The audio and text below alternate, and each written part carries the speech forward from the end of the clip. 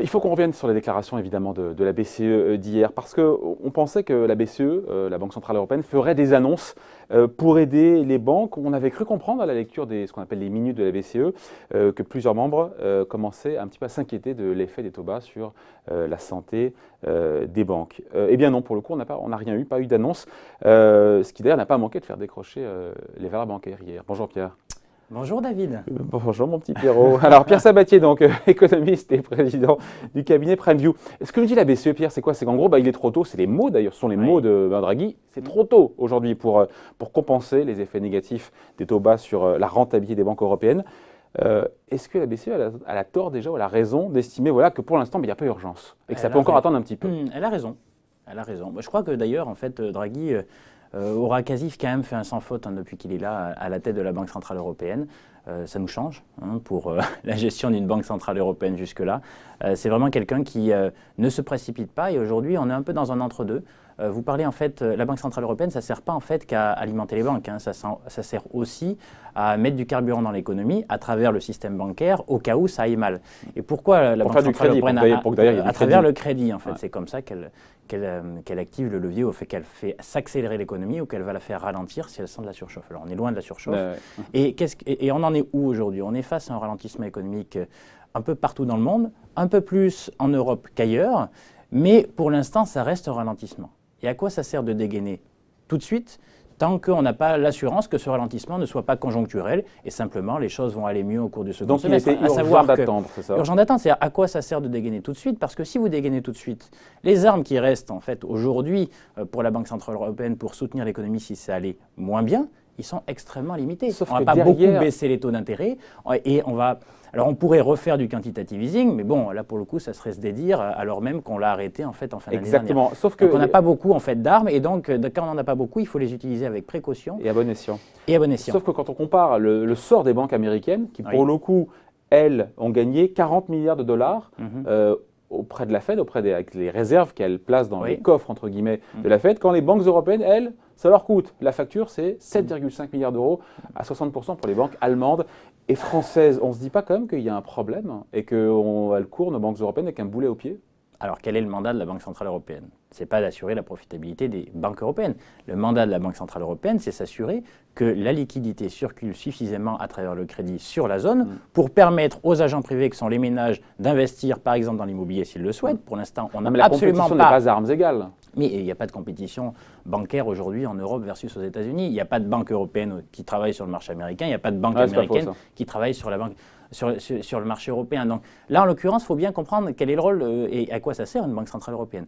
Donc je vais venir quand même sur la notion de profitabilité et pourquoi en fait elles n'agissent pas tout de suite et pourquoi par contre d'ici le mois de septembre, le TLTRO 3, il était nécessaire pour éviter le mur du refinancement des banques européennes. Mais ce n'est pas pour leur profitabilité, c'est parce que concrètement, elles n'allaient pas être capables. En gros, il y avait un risque de crédit crunch, à savoir que les banques européennes ne puissent plus en fait fournir un crédit à travers en fait le TLTRO 2 qui avait été fait en fait. Il y a eu un prêt géant qui a été fait il y a 2 ans. Voilà, il y a 2 ans, oui, 3 ans maintenant, 3 ans et qui arrive à échéance l'année prochaine. Or, en fait, les banques sont obligées en fait d'avoir toujours un refinancement au-delà en fait de 1 an. Ce qui veut dire quoi? Ce qui veut dire que la fin du prêt qu'elles ont fait il y a 4 ans arrive dans 1 an.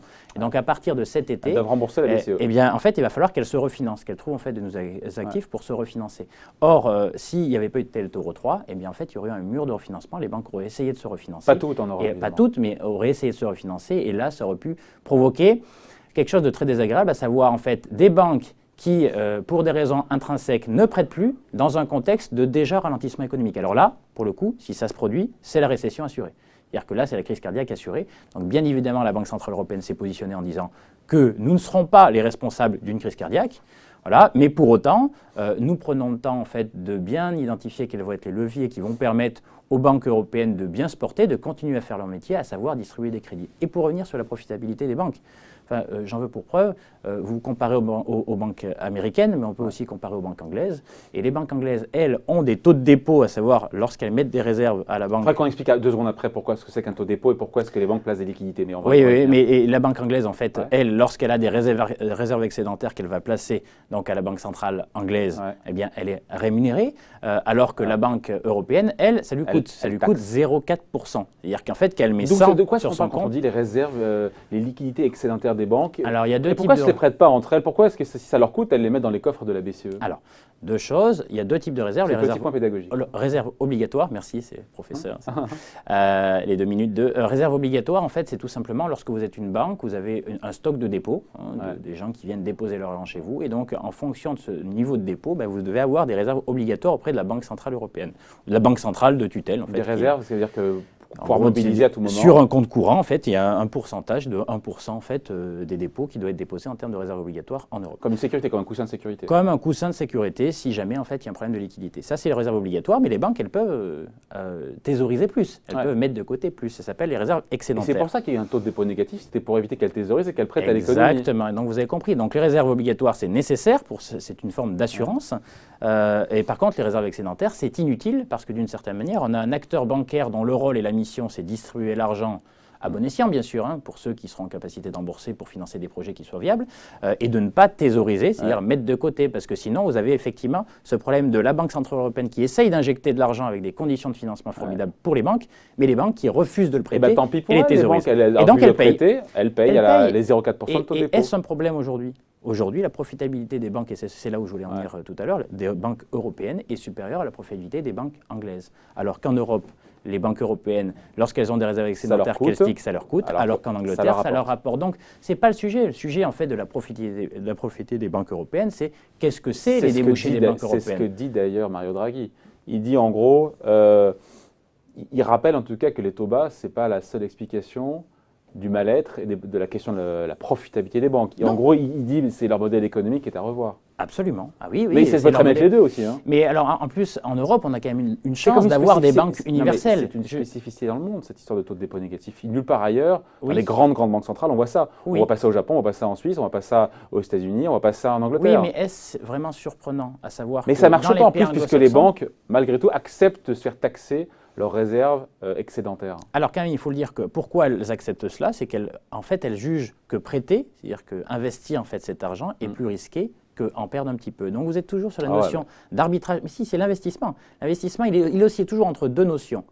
La garantie du capital, c'est-à-dire préserver ce qu'on a. Enfin, la garantie, non, avec une la petite performance. Oui, mais ce que ça s'appelle une garantie. C'est-à-dire quand vous perdez 0,4, c'est tout petit par rapport au stock qui est de 100. Là, ou aller l'investir ou aller le prêter pour gagner un peu. Eh bien, vous voyez, en fonction de la confiance qu'on fait, on se dit que le pari ou le risque, le pari en vaut la chandelle, ou le jeu en vaut la chandelle, et parfois, ce n'est pas le cas. Et donc, en fait, l'évolution de ces réserves excédentaires, en dépit du coût que ça peut porter, nous donne un message intéressant, à savoir, est-ce que les banques font confiance à leurs consoeurs pour leur prêter et gagner un petit peu, ou pas, et disent, et ça veut dire quoi? Ça veut dire qu'elles suspectent qu'il y ait peut-être des cadavres dans des placards, ou que le ralentissement conjoncturel pourrait faire mal à certaines banques dans leur activité réelle, et qui fait que, dans ces cas-là, je ne veux pas être ou avoir en gros des relations avec elles. Je comprends, mais sur les réserves obligatoires, pas de sujet, il faut que ce soit la BCE. Je parle de réserves excédentaires là. Voilà, mais bien sûr, mais sur les réserves excédentaires, elles pourraient se le prêter entre elles, etc. Oui, mais c'est pareil. C'est-à-dire que quand une banque commerciale, alors trois types de choses, enfin il y a même c'est plus que ça en Europe puisque les banques ne se ressemblent pas. Nous sommes sur des modèles de banque universelle. À savoir, on fait de la distribution de crédit aux ménages, on fait la banque, mais elle fait aussi en fait de l'investissement, donc sur tous les actifs financiers, etc. Tout ça pour dire que j'ai oublié votre question qui était. Moi aussi, je l'ai oublié. C'est super, voilà. Comme quoi. C'est pas grave. Qu'est-ce qu'on se disait? J'ai un trou de mémoire aussi là. On disait que. Non, en tout cas, ce qui est sûr, c'est que dans tout ce qu'on dit là, il y a un consensus au sein de la BCE pour dire on va continuer de réfléchir. C'est-à-dire que c'est ce qu'elle nous dit la BCE. Oui, mais là, on se dit réfléchir à quoi? Aux mesures, réfléchir au timing. Parce que derrière les mesures, il y a quoi? Les options, il n'y a pas 50 options non plus. Il y a les taux de dépôt aujourd'hui par palier, c'est un truc qui revient, on entend la Banque du Japon le fait, la Banque centrale suisse le fait. Pour les réserves obligatoires, pour le coup, plus de taux de dépôt négatif, c'est ça? Oui, et après des paliers en fonction des liquidités excédentaires, un palier qui coûte qui moins. fait que, oui, bah, c'est comme un peu le taux d'imposition marginal Non, mais sur l'impôt sur le ce sera revenu. ça la solution de la BCE qui va nous sortir là dans les prochains mois? Je ne sais pas, mais ce n'est pas tellement le sujet. Le sujet, c'est combien de temps, est-ce qu'elle fait un TLTRO 3 ou pas? La réponse est oui. La réponse est oui. On attend les modalités Est-ce qu'ensuite, il y a des conditions en fait, pour récupérer l'argent, à savoir qu'il va y avoir des collatéraux, il va y avoir des exigences en termes de distribution de crédit aux entreprises, de distribution de crédit aux ménages, etc. C'est plus ça en fait qui compte. Franchement, la notion de taux de dépôt ou la manière dont est taxé ou de sont taxés en fait les réserves excédentaires est un faux débat. C'est pas en fait le vrai sujet. Le vrai sujet c'est comme un sujet aujourd'hui, puisque la BCE nous dit qu'elle y réfléchit et qu'il y a un consensus pour dire qu'il faut regarder l'effet des taux bas sur la rentabilité des banques. Mais ce qu'elle vous dit aujourd'hui, c'est que, OK, on va réfléchir, mais à tous ceux qui disent que ça pénalise les banques européennes, la profitabilité des banques européennes aujourd'hui se porte mieux, premièrement, et deuxièmement, se porte en mieux moyenne, pas que tout le monde. d'accord, mais enfin, le rôle de la Banque Centrale Européenne, c'est pas regarder toutes et leur permettre de gagner de C'est l'argent. vrai, ça. Donc, et se porte mieux que des banques anglaises qui ne pâtissent pas en fait de taux de dépôt, enfin de taux de rémunération des réserves excédentaires qui est négatif. Donc voilà, attention, hein, c'est l'enfer est pavé de bonnes intentions. Là, on est en train de focuser sur en fait un moins 0,4 qui représente. C'est pas le sujet. Oui, non, mais le sujet de la profitabilité des banques, c'est leur métier. Leur métier, c'est la distribution de crédit et c'est la manière dont elles gèrent sur les actifs financiers. Et donc, c'est ça le sujet principal. Elle va les aider. Et donc, la Banque Centrale Européenne, la seule chose qu'elle doit faire, c'est s'assurer que les banques continuent de faire leur métier, à savoir d'alimenter l'économie réelle. C'est pour ça qu'il y aura un nouveau système de prêts géants dont les modalités seront annoncées a priori en juin. Oui, en juin. Pour être lancé en septembre. Pourquoi ça va soulager les banques, ça? Pour le mieux, c'est le mur de refinancement. Le mur de refinancement. C'est-à-dire qu'en fait, c'est comme pour vous, c'est-à-dire qu'en fait, vous avez l'assurance ou comme une boîte qui fait des levées de fonds, vous avez en fait 2 ans. C'est-à-dire globalement, pendant 2 ans, donc vous allez récupérer en fait des financements pour 2 ans, et donc vous n'aurez pas à vous poser la question de la manière. Oui, d'accord, mais c'est l'image en fait qui veut dire que ça vous donne du temps. En fait, c'est ce que fait la Banque Centrale Européenne depuis presque 10 ans aujourd'hui. À la différence des autres banques centrales, clairement, elle permet d'acheter du temps aux banques commerciales à travers la visibilité qu'elle leur donne. Elle leur dit, vous n'aurez pas de problème de refinancement puisque c'est nous qui vous les fournissons. Alors, bien sûr, le message pour éviter que les banques commerciales fassent n'importe quoi, c'est que la Banque Centrale Européenne ne dit pas c'est pour la vie. Donc, elle met en place des TLTRO, à savoir pendant X années, eh bien, vous n'avez pas à vous interroger sur le financement. Donc, ça veut dire quoi? Ça veut dire que vous n'avez qu'à vous focaliser sur vos débouchés, sur à qui vous prêtez, sur votre métier, voilà, sur votre métier, à qui vous prêtez, pour sélectionner les bons projets des mauvais projets, mais tous les bons projets qui peuvent être financés, il faut les financer. C'est comme ça qu'une banque centrale alimente, donc, surtout en Europe. On finit là-dessus. Donc la BCE a raison Banque de Centrale prendre son temps Européenne, avant de secourir, avant de voler au secours des banques. Mais au-delà de la raison d'aujourd'hui, elle a raison depuis longtemps. C'est-à-dire que la Banque Centrale Européenne a plutôt très bien piloté au cours des dernières années. J'insiste sur le fait que c'est une spécificité, encore une fois, européenne, enfin de la zone euro, d'avoir ce taux de dépôt négatif. Oui, mais c'est logique parce que nos économies sont beaucoup plus sensibles aux banques commerciales. En fait, notre levier que les banques anglo-saxonnes. Financement d'économie est à 75% via l'intermédiation via les banques. C'est ça, 80% même. Donc en gros, nous, on finance via le crédit bancaire. C'est pour ça qu'en fait, la banque commerciale doit avoir vraiment, on doit y faire attention plus qu'ailleurs, alors que par exemple aux États-Unis, la moitié, c'est par de l'obligataire, à savoir c'est directement de l'épargne privée qu'on va chercher.